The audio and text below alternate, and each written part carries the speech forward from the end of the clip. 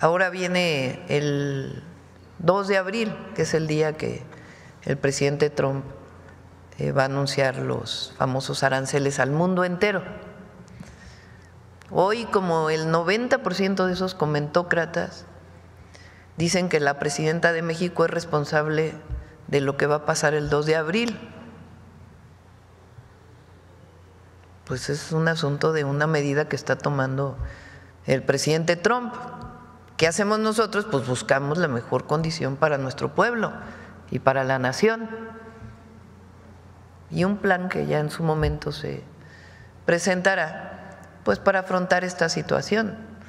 Pero ¿ustedes creen que el pueblo va a creer que la responsabilidad de lo que haga el presidente Trump el 2 de abril depende de la presidenta de México? Pues claro que no, es además al mundo entero. Que si llovió en Tamaulipas, pues es responsabilidad también de la presidenta. Que si hay sequía en Sonora, pues también es responsabilidad de la presidenta. Que, en fin. Y no, el pueblo de México está muy informado. Entonces, agradecer, decir que no vamos a traicionar, que trabajamos todos los días para el pueblo, por el pueblo, con el pueblo. Ahora estuvimos en la gira el fin de semana, fue una gira larga, 2 días, pero visitamos muchos lugares. Estuvimos en Ensenada, salimos de aquí el viernes ya tarde por la visita de la secretaria de Seguridad del gobierno de los Estados Unidos. Salimos tarde el sábado temprano, iniciamos visitando el hospital del IMSS con Zoe, que es un hospital que apenas en el 2023 comenzó a construirse. Estuvimos ahí haciendo supervisión de obra, ya se comprometió la empresa a que en junio de este año se inaugura la primera etapa y ya los ingenieros militares nos van a ayudar también a hacer la segunda etapa de este hospital. Eso fue en Ensenada. De ahí fuimos a Rosarito, en donde iniciamos el programa de vivienda para el bienestar y también ahí anunciamos la planta desaladora de agua que se va a hacer para llevar agua a Tijuana y a Rosarito. Después estuvimos en Tijuana en el viaducto elevado, que tiene sus características porque en una parte solamente puede trabajarse 4 horas al día, porque es la garita de San Isidro. Se va a terminar este año. Después pasamos ahí por la Rumorosa, que es uno de los paisajes más apasionantes de todo el país, en Tecate. De ahí a Mexicali anunciamos el programa de paneles fotovoltaicos para reducir la tarifa de luz. Se va a instalar en una buena parte de las viviendas de bajos ingresos paneles fotovoltaicos para evitar o para disminuir su tarifa. De ahí fuimos a San Luis Río Colorado, ya en Sonora, porque ahí prometí el 24 de abril de 2024 que iba a ser un hospital y ya iniciamos el hospital. Ahí vamos a hacer también un programa de alumbrado público para apoyar al presidente municipal, al gobernador. Y al otro día fuimos a Bavispe, que se está haciendo la carretera Bavispe, Nuevo Casas Grandes, que me pidió el presidente López Obrador que fuera una de las primeras obras que hiciéramos porque se le quedó pendiente y tiene mucho sentido, porque es un tramo de carretera que falta, que todavía hay brecha, que puede conectar prácticamente desde Guaymas hasta Ciudad Juárez. Entonces vamos a hacer ese tramo de carretera que hace tiempo no se hacía, ya regresamos. Cuando hacemos eso visitamos a la gente, escuchamos la problemática, atendemos de manera individual, pero además escuchamos cuál es la problemática y atendemos, pues la relación del gobierno es muy distinta con la gente. Y eso es lo que se ve también en las encuestas. Entonces nosotros no trabajamos para la encuesta, trabajamos para la gente y se refleja pues en la aprobación y agradecer siempre al pueblo de México.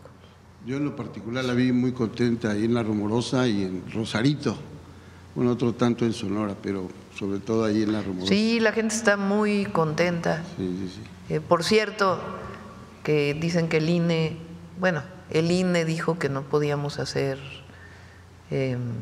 campaña, no es campaña por alguien, sino informar sobre la elección del 1 de junio. Todavía no hemos sido notificados, porque la ley pues es cuando te notifican. Entonces podemos decir que la gente está muy informada de que el 1 de junio va a haber elección al Poder Judicial. Sí.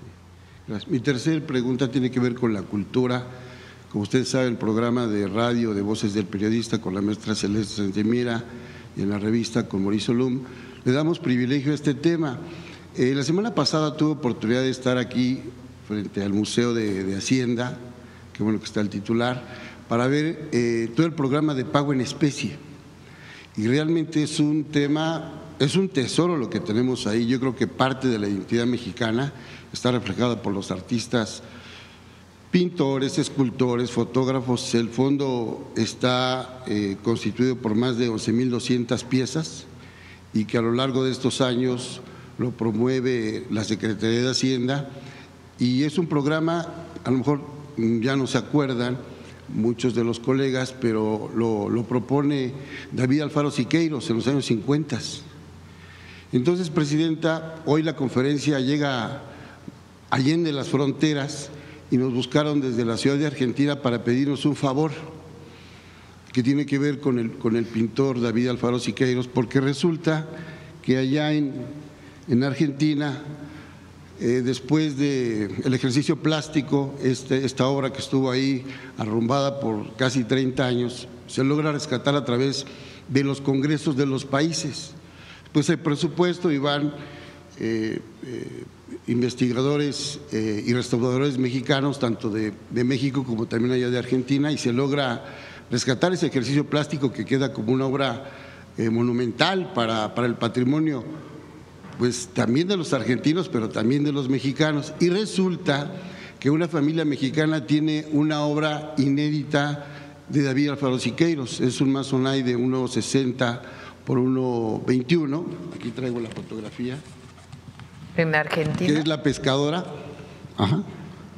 Es La Pescadora, es una obra original en Masonite y tiene que ver mucho con esta paleta. Lo voy a mostrar para acá, perdón. Esta paleta en especial es el único tema lúdico de este gran pintor David Alfaro Siqueiros, que todos los temas eran prácticamente políticos. Él va por allá en los años 30 y se queda en 33, se queda 3 años porque anda huyendo pues de las garras de Plutarco Elías Calles, que lo quiere meter al tambo de nuevo. Entonces por allá le dan pues le dan trabajo y además forma sindicatos. Él es el único pintor comunista que forma el periódico con otros, El Machete, entre otros, bueno, pues Alberto Beltrán también y otros grandes grabadores. Aquí están pidiendo la intervención, Presidenta, para ver si en esa solicitud, en esa hermandad de pueblos, en las relaciones culturales, la parte mexicana que tiene que ver con los investigadores del CENCROPAM, que pertenecen al INBAL, donde está la maestra Dolores Martínez Urralde a través de la Subdirección de Patrimonio Inmueble, y que es la que certifica las obras de los 3 grandes, porque ellos son, Siqueiros, Orozco y Rivera, son parte del patrimonio nacional. Entonces, el Estado mexicano tendría hoy la posibilidad de reafirmar si esta obra es legítima. Eso es lo que están pidiendo. Y posteriormente, bueno, pues saber qué pudiera proceder, pero es una familia argentina. Es una familia argentina. Lo que vive en Argentina. Ajá, tenemos nosotros los nombres ya. Sí, si nos lo pasas, le decimos ahí a nuestra embajadora. Claro, Lilia, que me piden secrecía por todo lo que implica este tema, ¿no? Pero yo cumplo con exponerlo aquí y esta familia quedaría muy agradecida. Si sabemos que es realmente de la autoría de Siqueiros, estaríamos rescatando a la distancia también parte del patrimonio de la identidad de un excelso periodista, bueno, también fue periodista y agitador más, ¿no? Pero buen pintor, y quien es el que promueve con otros artistas el programa de pago en especie para la Secretaría de Hacienda, que sigue vigente. Ese es el comentario, Presidente. Muchas gracias. Gracias. A ver si están los universos de las pensiones. ¿No? ¿Lo tiene aquí Héctor seguro? Se lo acabo de pasar. Bueno. Es un cuadro donde vienen 4 que dice cuánto. Ah, ya. De acuerdo. Bueno, vamos por acá. Gracias, presidenta. Cristian Galarza, para Cultura Colectiva.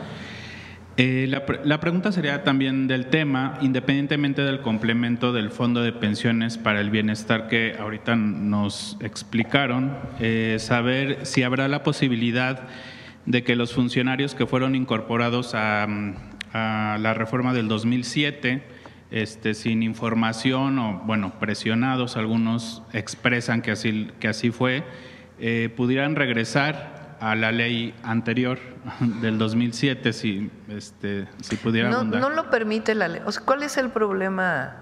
Digamos, esos recursos están ahora en las AFORES y tiene su problemática regresar a la otra ley. Lo importante es que haya pensiones justas, que es el fondo del tema. Más allá de seguirlo discutiendo, no cerramos la puerta, pero lo importante es que haya pensiones justas. Entonces, incluso bajo este mecanismo del Fondo de Pensiones para el Bienestar, para algunos va a ser mejor incluso que si regresaran al 2007, porque en el caso del 2007 pues están las famosas UMAS que se relegaron frente al salario mínimo, que lo estamos revisando también. Entonces, su servidora y muchos de los trabajadores que estamos en el 10º transitorio se llama te jubilas con UMAS. Entonces eso para personas que ganan 10,000 pesos, 12, 13, porque hay gente que tiene horas en estos casos, es mejor el Fondo de Pensiones para el Bienestar que el caso de incluso regresar o acogerse al 10º transitorio. Entonces, por eso es tan importante este ejercicio que hizo el presidente López Obrador. Fue, la verdad, algo buenísimo. Como fue al final de su sexenio, ya se dio a conocer poco. A nosotros nos corresponde difundirlo. Por ejemplo, ¿cómo se llama usted? Pásese para acá. Sí, pues usted es el que le van a dar la pensión ahorita. ¿Carlos? ¿Es él? Carlos. A ver, Zoe, platica. Pásese. ¿Cómo no? A ver, platica, Zoe, ¿con cuántos iba? ¿Dónde trabajaba usted? En Industrias Braille. A ver, ahí. Industrias Braille. Bueno, usted está en el régimen, él es del IMSS. Del 97. Del 97. ¿Con cuántos iba a jubilar? 6,000 pesos. 6,000 pesos mensuales. Y ahora con el Fondo de Bienestar, ¿con cuánto se va? 10,400. 10,400, que es lo que ganaba. Los 10,400 más los 6,000, entonces llega a los 16. 17,000. 17,000, sí. El 100% de su último salario. De su salario, sí, cómo no. Así es. Aquí tenemos un… Vénganse para acá. Perdón.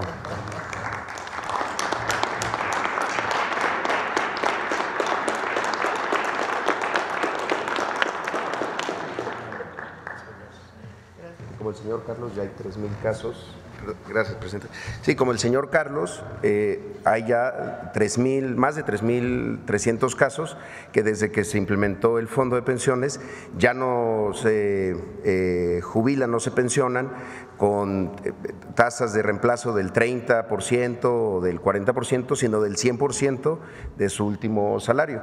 Es un número que apenas va a empezar a crecer, pero es una de las reformas que piensa más hacia el futuro, porque los que están en el régimen, en el caso del apartado A, de quienes cotizan en el IMSS, a partir del 97, pues se van a ir incorporando a lo largo del tiempo en miles y después incluso millones de personas. Y es lo mismo para los de cuentas individualizadas del ISSSTE. Entonces, vamos a seguir informándolo. Bueno, ahí está el cuentas individuales, que es este cambio que se hizo al régimen de pensiones en el caso del IMSS en el 97 y del ISSSTE en el 2007. Activos, o sea que todavía están trabajando, 76%. Pensionados, 4.5%. En el caso del 10º transitorio, que es el régimen anterior, para el caso del ISSSTE, activos, 24%. Pensionados, o sea, de los activos, de los que están activos, 76% están en cuentas individuales y 24% en 10º transitorio. Yo estoy ahí en el 24%. De los pensionados en cuentas individuales solamente son el 4.5% y de beneficio definido 95.5%. Entonces, si se fijan, ya la mayoría de los activos que están en régimen individualizado, todo ese 76% ya puede acceder cuando se jubile al Fondo de Pensiones para el Bienestar. Gracias, presidenta.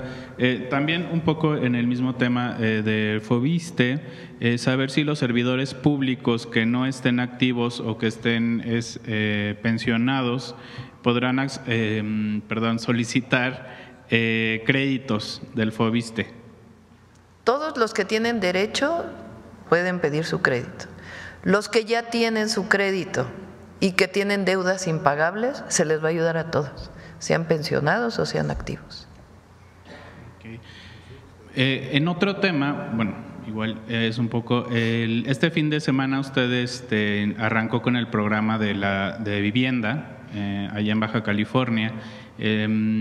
Entre los requisitos que hay de que enunciaron los requisitos para acceder a este nuevo programa para las personas que no tienen seguridad social, está el de que tengan 18 años de edad. Muchas de estas personas, pues, de los jóvenes que a lo mejor pudieran acceder a este crédito, va a ser la primera vez a lo mejor que puedan solicitar este tipo de créditos. ¿Habrá algún tipo de acompañamiento especial para los jóvenes que quieran solicitar este tipo de, que quieran acceder a este programa? Sí, y además hay vivienda en renta, por primera vez, tanto del Infonavit como de la CONAVI, de la Comisión Nacional de Vivienda. El Programa Nacional de Vivienda son como meta 1 millón de viviendas en el sexenio. Ese 1 millón de viviendas, ¿quién lo va a construir? La mitad, más o menos, la construye el Infonavit. El Infonavit ahora no solo va a dar créditos, porque antes solo daba créditos y la vivienda la construía una empresa privada y uno usaba ese crédito para comprar una vivienda. Esa era ya la única manera en que se podía adquirir vivienda si estabas afiliado al Infonavit. Ya se cambió la ley, el Infonavit ahora va a construir vivienda. Y entonces uno ya puede acceder a la vivienda que construyó el Infonavit. También van a seguir construyendo las empresas privadas vinculadas con el Infonavit, pero el Infonavit también puede construir. Eso va a permitir incluso hasta que no suban tanto los precios de la varilla, del cemento, en acuerdos que se pueden tomar con las empresas de varilla o de cemento, con todas, que es parte de lo que vamos a hacer. Entonces eso permite que haya viviendas de 700,000 pesos, de 60 metros cuadrados, porque el suelo, estamos buscando suelo que sea del gobierno municipal o que esté asignado al gobierno municipal, estatal o al federal. Entonces, la mitad del Infonavit. La otra mitad lo hace otra institución que se llama la Comisión Nacional de Vivienda, que es para todos aquellos que no tienen Infonavit o no tienen FOBISSSTE. A través de la CONAVI se pueden tener créditos con una característica, 0% de tasa de interés. Y también a precios muy accesibles. Se está buscando que quién accede a estas viviendas, los que ganan 1 a 2 salarios mínimos, o sea, aquellos que normalmente no pueden acceder a la vivienda. Entonces ya arrancó el programa de vivienda en casi todos los estados y estamos viendo pues para poner primeras piedras en conjuntos habitacionales y poder informar. ¿Cómo puede uno acceder a ese crédito? bueno, en general, en el caso de CONAVI se está yendo casa por casa a los servidores de la Nación para que allí en las zonas pues de mayor necesidad de vivienda se pueda hacer el censo casa por casa, y además puede uno acceder a través de la página de la CONAVI o del Infonavit. Esa es la característica. Además, las y los jóvenes van a poder tener acceso a vivienda en renta, sobre todo, a lo mejor no si ya tienen familia, sino si viven solos, estudiando en algún lugar, son viviendas un poco más pequeñas. Entonces, todo eso es el Programa Nacional de Vivienda. Si es una familia joven, pues se les va a dar toda la asesoría desde el Infonavit o la CONAVI. Y ahora el FOBISTE, pues también queremos que construya vivienda. Estamos revisando el esquema para poderlo hacer. Gracias, presidenta. En otro tema, pues ya distinto, la semana pasada hubo una serie de nuevo de ataques contra la directora del Canal 11, Renata Turrent. Ya le habían yo planteado, de hecho, este tema muy al principio de su administración, cuando la había nombrado como directora precisamente del canal. Hubo una primera serie de ataques, ahorita hubo otra serie de ataques en la que difundieron que ella ganaba más que usted. Evidentemente ella con pruebas en la mano ya desmintió esos rumores ¿no? con los documentos oficiales. Sin embargo, nos gustaría saber su opinión, si usted está contenta con el desempeño de Renata en lo que va de… Está haciendo muy buen trabajo, Renata. Muy buen trabajo. Se modificaron los programas de debate, no sé si vieron, sí, porque antes pues eran los de antes, los que ya nomás aceptan ahí en latinos. Y son plurales también porque se invita a gente con distintas posiciones, pero también se da cabida a mucha gente que antes no podía opinar, incluso la propia gente, no necesitan ser grandes especialistas en ciertos temas, sino también se permite pues el debate público. Entonces se modificaron ahí, entiendo que está Fabricio Mejía, otro compañero del CEU, de la generación 86-87, más joven que yo, hay que decirlo. Pero pues es un compañero del movimiento que siempre ha defendido la Cuarta Transformación y que está ayudando ahí a Renata a hacer estos programas de debate. Y pues uno como presidenta no tiene por qué estarse metiendo, porque son canales públicos, no son canales de difusión del gobierno, que es distinto, porque público quiere decir que participa la gente también. Entonces, pues tiene sus propias políticas de comunicación. Entonces, yo pienso que está haciendo buen trabajo, está haciendo muy buen trabajo el Canal 14 de Primera, el Canal 22, ahora ahí está Alonso, que estuvo en Capital 21 cuando estuvimos en la ciudad, también muy creativo. Son los principales canales, ¿no? El 22, 14 y 11. Radio Educación también cambió. Entonces hay que permitir pues que se dé este cambio y no entrar, bueno, que se entre en el debate, no creo que haya problema. Pero mi opinión es que todos están haciendo muy buen trabajo. Gracias. Y por último, sabemos, ya lo acabo de mencionar, no puede hacer promoción, dijo el INE, sobre la elección judicial 2025, pero tal vez, reitero una vez el tema de los jóvenes, el medio para el que colaboro, pues somos 60 millones de usuarios y el 85% de ellos pues, son jóvenes. Entonces, tal vez, ¿cuáles serían sus recomendaciones para estos jóvenes que tal vez vayan a votar por primera vez o vayan a participar por primera vez en un ejercicio de este tipo en su vida, ¿no? Pues que se informen, hay una página ahí del INE, entiendo, donde viene la historia de cada uno de los que está participando, su currículum, sus propuestas de cada persona que está participando. Hay que informarse y poder ejercer pues este derecho que es muy importante.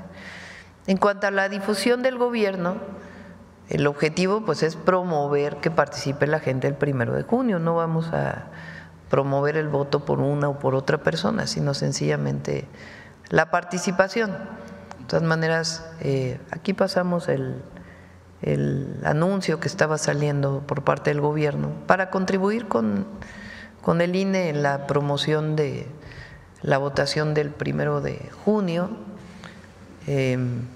Y bueno, si nos llega la notificación, de todas maneras pues vamos a acudir al tribunal, porque creemos que es importante que el Poder Ejecutivo, el Poder Legislativo, sin orientar a una u otra persona, pues igual que el INE, participe en la difusión de este evento tan transformador que va a ocurrir en México el 1 de junio.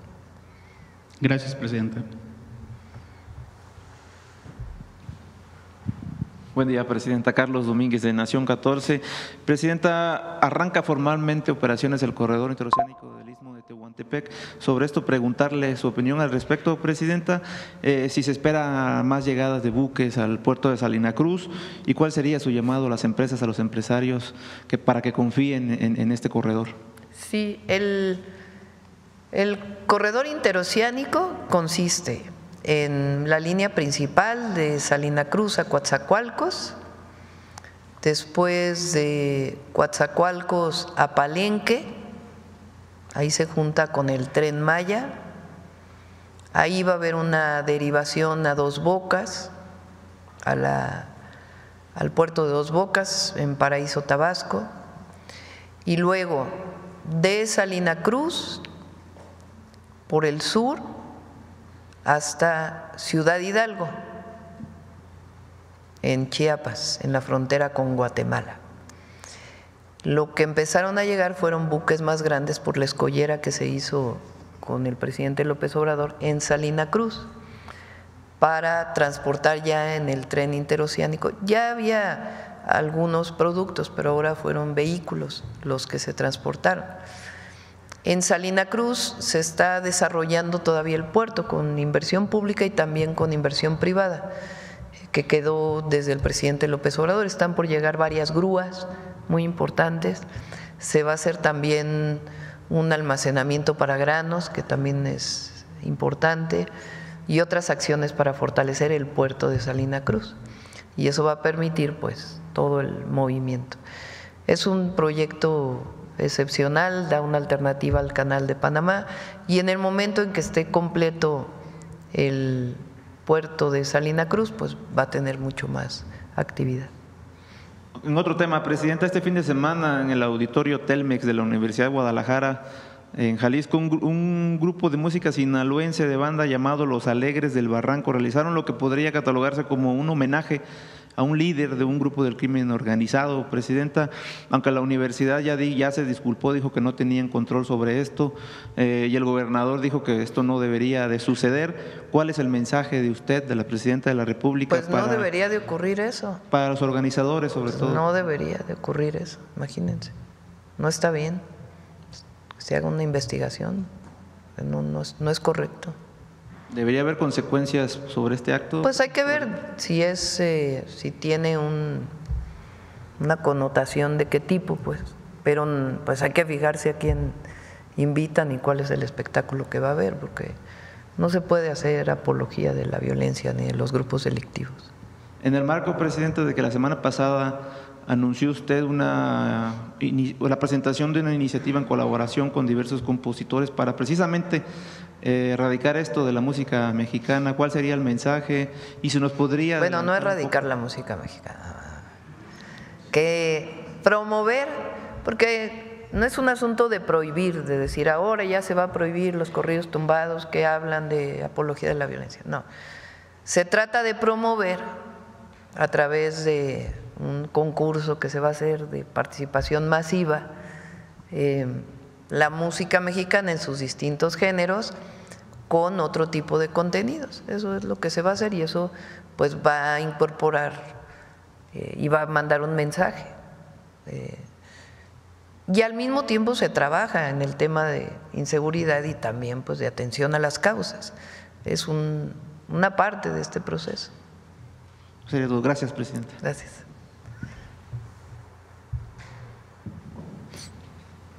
Gracias. Buenos días, Presidenta. Citlali Guerrero de Bajo Palabra. Bueno, justamente el 21 de marzo la CENTE levantó su plantón aquí en el Zócalo, donde la principal demanda pues es la derogación de la ley de 2007. Pero digamos con este programa de pensiones para el bienestar pues se cubre digamos la demanda como principal de esto. Pero preguntarle si tiene todavía considerado reunirse con ellos el 8 de mayo, como habían acordado, sí, o reunirse antes, como es como la petición de algunos.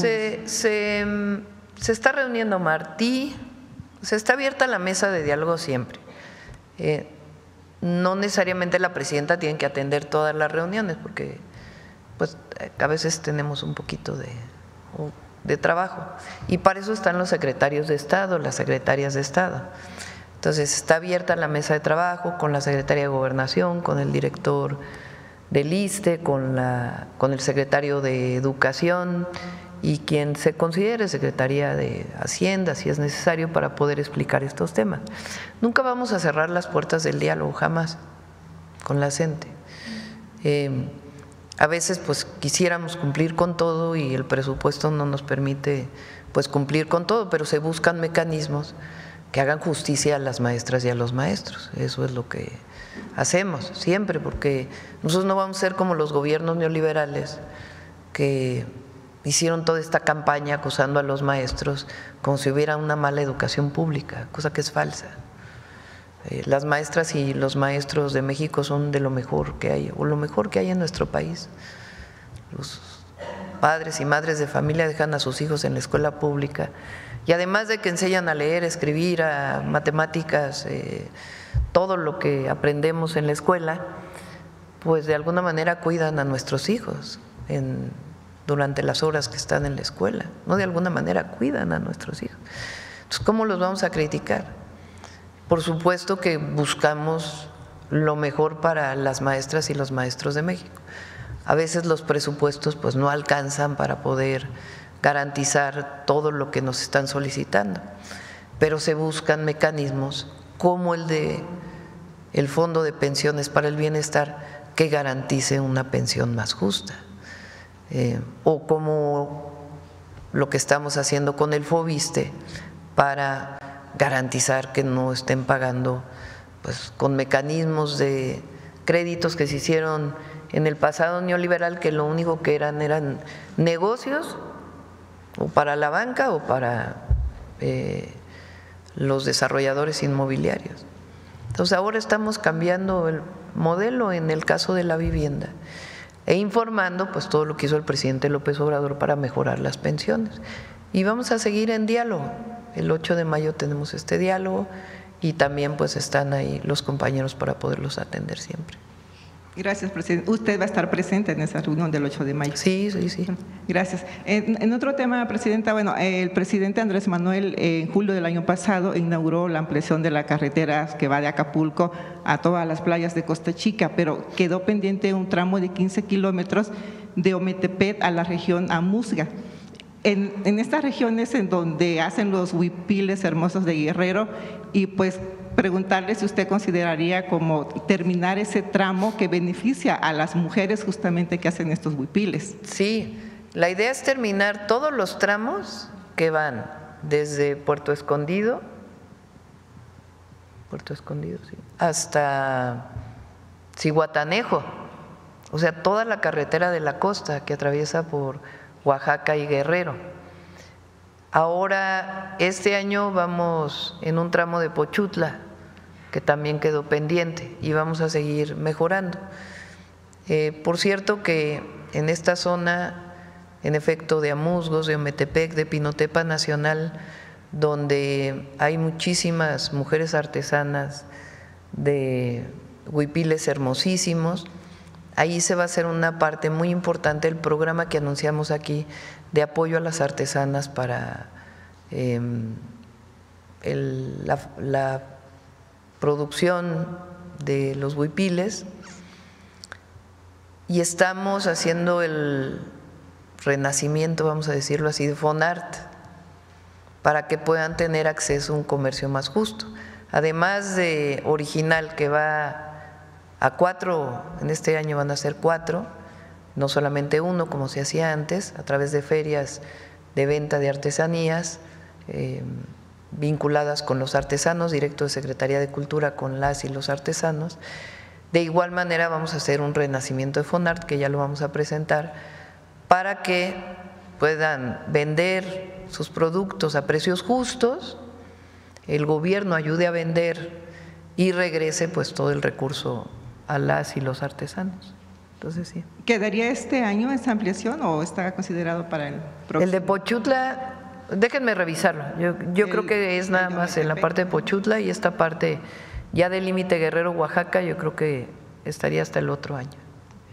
Presidenta, han estado… Lo que vamos a hacer este año es la renovación, lo presentó aquí Jesús Esteva, de la carretera que va desde Guajuapan de León, por toda la Mixteca,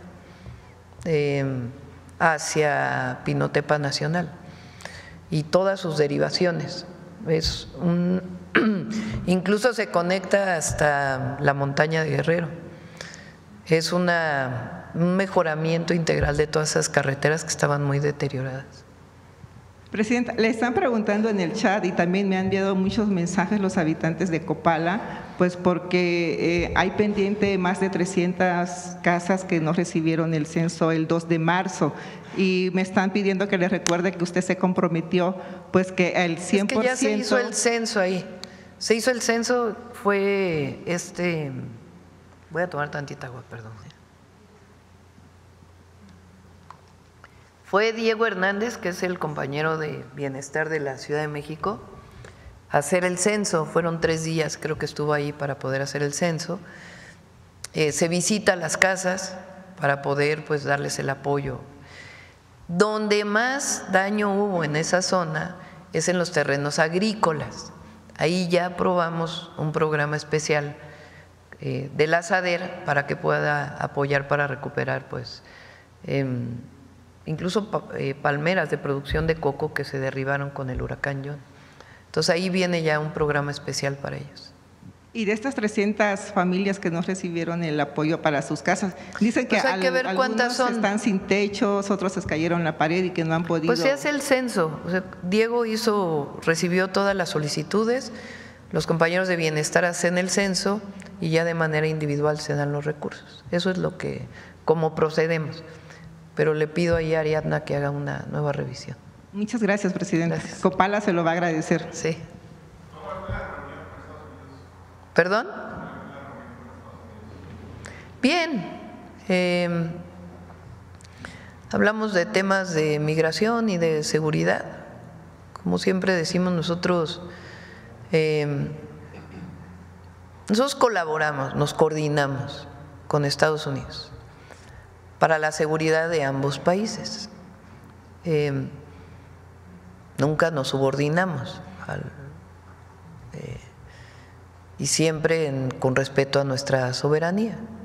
Se renovó un acuerdo que se firmó en 2022 con el presidente López Obrador para compartir información de aduanas.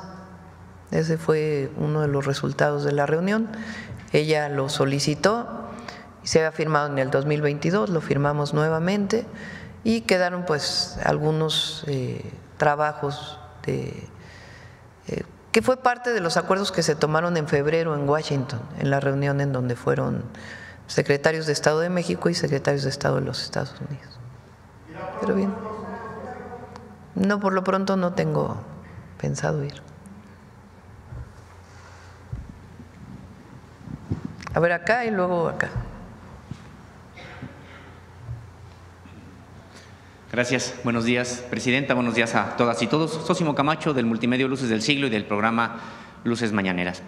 Hace un par de semanas, presidenta, le había planteado esta investigación que arroja que alrededor de 411 políticos y empresarios han concentrado más de 222,000 hectáreas en todo el país y uno de los casos más indignantes es el sureste mexicano. Hemos seguido con esta investigación y hemos documentado que este despojo no solamente afecta a las comunidades agrarias y ejidos, sino que el fraude se desdobla a muchísimos otros sectores de la población. En uno de los casos, un personaje político allá en realidad de Yucatán, pero con tierras tanto en Yucatán como en Quintana Roo, pues despojó no solamente a un ejido, sino que además empezó a lotificar. Lotificó y vendió 130 predios para la fundación de 2 colonias allá en la zona conurbada de Cancún. Este personaje, Elvin Daniel Pereira Góngora, después fue descubierto 10 años después de que él vendiera estos lotes de estas tierras, fue descubierto por el SAT con un adeudo de más de 84 millones de pesos. Lo que hizo este personaje fue, en 2011, ofrecer al SAT en garantía de pago esas mismas tierras que en los hechos ya no les pertenecían.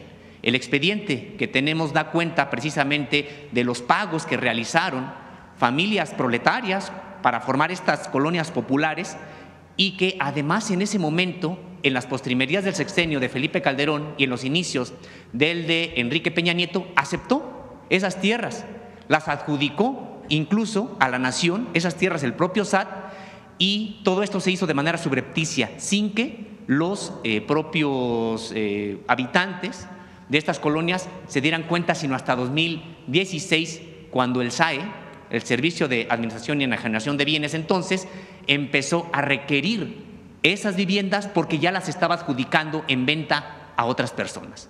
Hace también ya algunas semanas vino una delegación de estas familias a dejar un escrito aquí a usted sobre este tema, y cuando regresaron, uno de los que vino se encontró con que ya se había efectuado el desalojo de su propia vivienda. Y es un poco irónico el asunto, porque quien está hoy ejecutando este desalojo es el Instituto para Devolver al Pueblo lo Robado, precisamente por este proceso que ya viene de años atrás y que el SAT, por los trámites realizados anteriormente, reconoce esas tierras como suyas y como el que puede y el que tiene que estar enajenando o entregando esas viviendas a nuevas personas. Este fraude, Presidenta, pues tiene que ver con personajes que primero despojan ejidos, luego lotifican, los venden a personas en necesidad de vivienda y revenden después incluso o entregan en garantía al propio gobierno, al SAT, estas tierras. Presidenta, ¿qué hacer ante casos como este? Bueno, primero este caso que comentas, pues sí hay que revisarlo, ¿no? Y lo otro hay que investigar. Si nos das todos los datos, por supuesto que investigamos. Con todo gusto paso los datos, Presidenta. Sí. Sobre este mismo tema, usted comentaba que era complejo regresar al espíritu de la Constitución de 1917 y reformar entonces el artículo 27 para evitar este tipo de acaparamiento de tierra de estos personajes que prácticamente… Pero eso es un fraude. Sí. O sea, hay que diferenciar, porque una cosa es la reforma, que no estuvimos de acuerdo en su momento, y otra cosa son fraudes que se hacen sobre ejidos, que sí es verdad.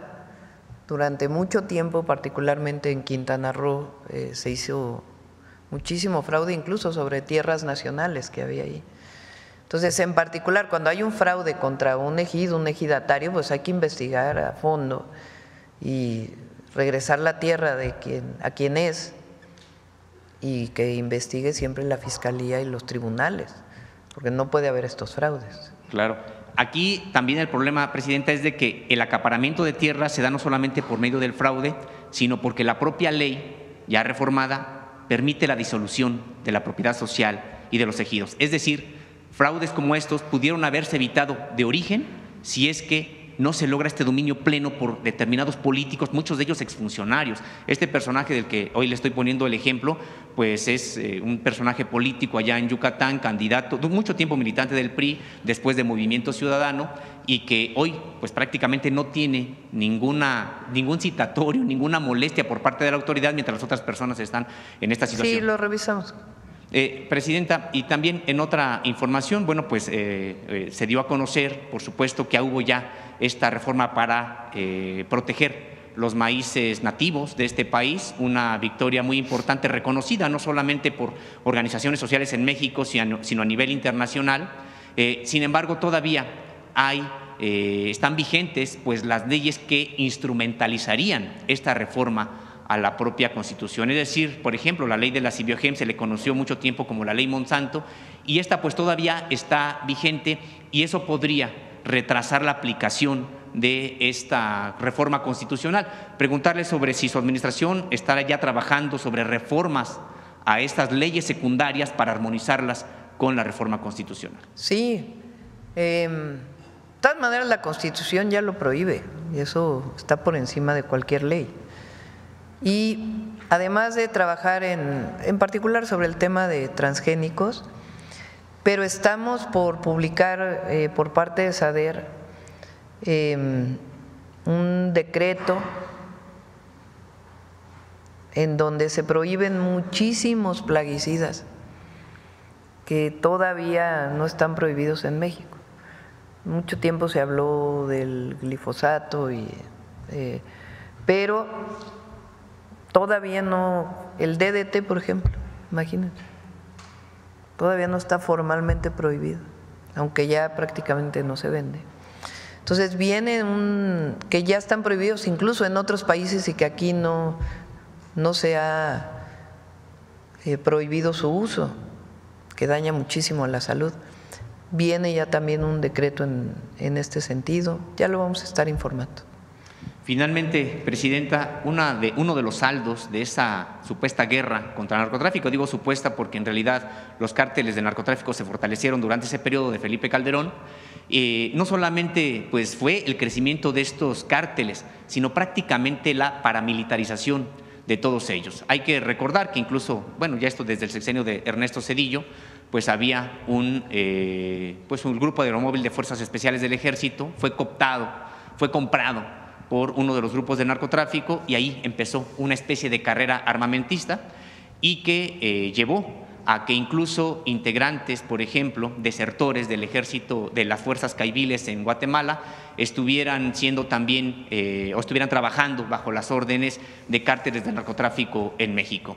En ese sentido, desde entonces y hasta informes de 2019, 2020, pues se sabía de estos campamentos de formación tipo caivil que estaban organizando integrantes de la delincuencia organizada. Un caso podría ser incluso el de Teuchitlán. Sabemos que lo que ha ocurrido o lo que hasta el momento se ha podido averiguar sobre o confirmar sobre este campamento es de que era un campo de reclutamiento y de entrenamiento.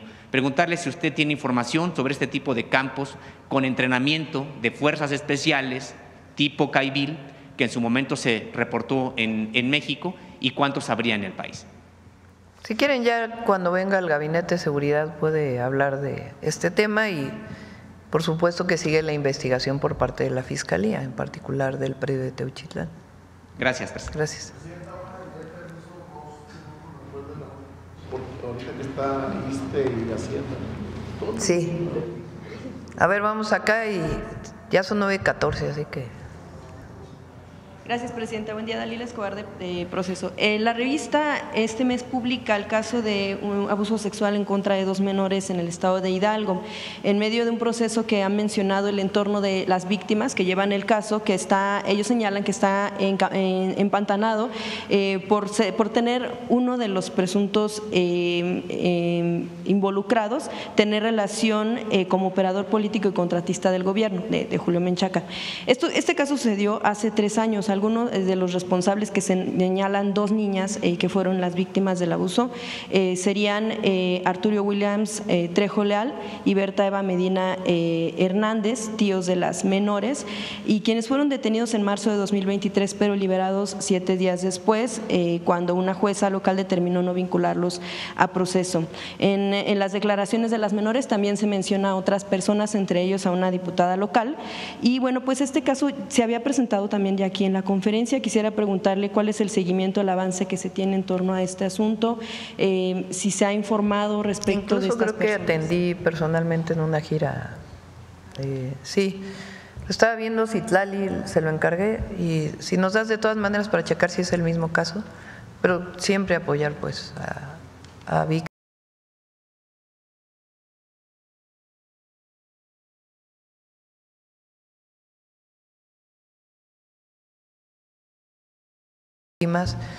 Y no debe venir no creo pues que venga del gobernador, es un hombre muy sensible